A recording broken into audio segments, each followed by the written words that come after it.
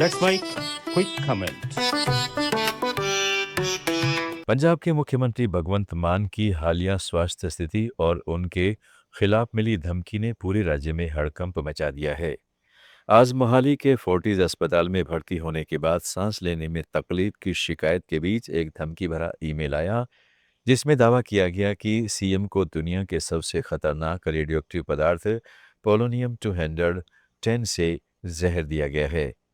Email Hunter Farley नाम से भेजा गया है और खालिस्तान नेशनल आर्मी के नाम से साइन किया गया, जिसमें भाई दिलावर सिंह के वारिसों द्वारा बदला लेने का जिक्र था।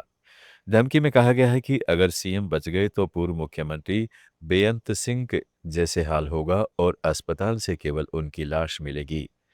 साथ ही दोपहर 1:11 पर फोर्टिज अस्पताल और मोहाली के कई स्कूलों को बम से उड़ाने की चेतावनी भी दी गई।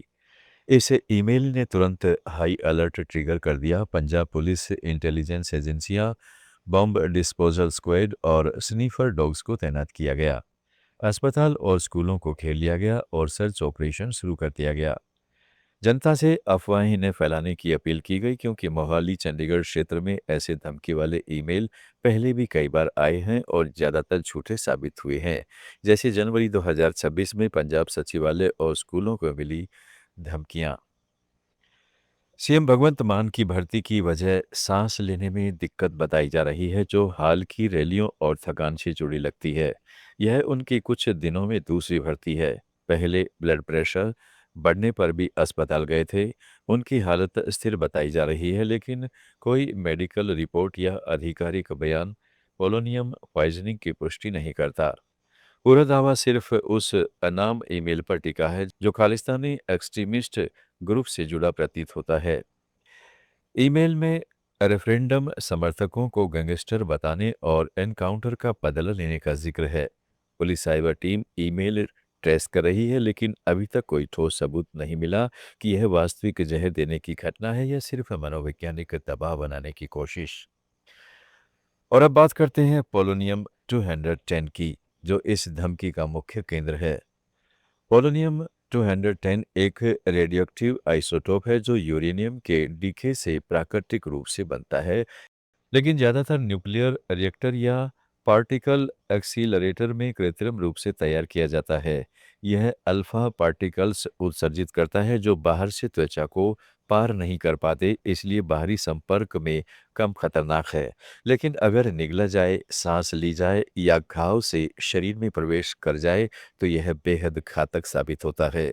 अल्फा पार्टिकल्स शरीर के अंदर छोटी दूरी तय करते हैं, लेकिन बहुत ऊर्जा वाले होते हैं, जिससे डीएनए क्षतिग्रस्त होता है और कोशिकाएं नष्ट हो जाती हैं। यह परफेक्ट पॉइजन कहा जाता है क्योंकि इसका कोई रंग, स्वाद या गंध नहीं होता। इसे आसानी से खाने-पीने में मिलाया जा सकता है और डिटेक्ट करना मुश्किल होता है। सामान्य रेडिएशन डिटेक्टर इसे नहीं पकड़ पाते, केवल स्पेशल टेस्ट जैसे यूरिन या ब्लड एनालिसिस से पता चलता है। पोलोनियम 210 की विषाक्तता इतनी ज़्यादा है कि सिर्फ इसका कुछ माइक्रोग्राम भी घातक डोज हो सकता है। यह हाइड्रोजन साइनाइड से 2.5 लाख गुना ज़्यादा जहरीला माना जाता है। शरीर में पहुंचने पर यह रेड ब्लड सेल से liver, kidney, spleen, bone marrow, gut और सेंट्रल नर्वस सिस्टम पर हमला करता है। शुरुआती लक्षणों में बदली, उल्टी, दस्त, भूखने लगना, थकान, बाल झड़ना और सफ़ेद रक्त कोशिकाओं की कमी शामिल है। उच्च डोज में बोन मैरो पूरी तरह नष्ट हो जाता है, जिससे इम्यून सिस्टम फेल हो जाता है, ऑर्गन फेलियर होता है और मौत कुछ हफ्तों या महीनों में हो सकती है। बहुत उच्च डोज में मौत 1 महीने के अंदर, जबकि कम लेकिन घातक डोज में 1 साल तक खींच सकती है। कोई ज्ञात एंटीडोट नहीं है। केवल चेलेटिंग एजेंट्स जैसे डीएमपीए से कुछ एक्सक्रिएशन बढ़ाई जा सकती है, लेकिन लक्षण दिखने के बाद ज़्यादातर मामलों में मौत तय हो जाती है। इसकी सबसे चर्चित घटना 2006 की है, जब पूर्व रूसी जासूस अलेक्जेंडर लिट्विनेंको को लंदन में चाय में मिलाकर पोलोनियम 210 दिया गया। वे 1 नवंबर को जहर खाए। शुरुआत में गैस्ट्रोइंटेस्टाइनल लक्षण दिखे, फिर हेयर लॉस, ऑर्गन फेलियर और 23 नवंबर को मौत हो गई। जांच में पाया गया कि डोज इतना ज़्यादा था कि मौत तय थी। यूरोपीय कोर्ट ने 2021 में रूस को जिम्मेदार ठहराया। यह पहला मामला था जहां पोलोनियम 210 को हत्या के हथियार के रूप में इस्तेमाल किया गया। पंजाब मामले में सीएम की सांस की तकलीफ पोलोनियम से जुड़ी लगती नहीं है, क्योंकि पोलोनियम पॉइजनिंग में शुरुआत में गैस्ट्रोइंटेस्टाइनल और रेडिएशन बर्न जैसे लक्षण ज़्यादा होते हैं, न कि सिर्फ सांस लेने की दिक्कत। कोई मेडिकल टेस्ट रिपोर्ट पब्लिक नहीं हुई जो पोलोनियम की पुष्टि करे। यह घटना राजनीतिक अस्थिरता, खालिस्तान मुद्दे की संवेदनशीलता और साइबर थ्रेट्स के बढ़ते खतरे को उजागर करती है। ईमेल ट्रेसिंग से अगर असली स्रोत मिला तो जांच आगे बढ़ेगी, वरना यह एक और झूठी धमकी साबित होगी। सीएम की सेहत पर नजर रखी जा रही है और जनता को शांत रहने की सलाह दी जा रही है।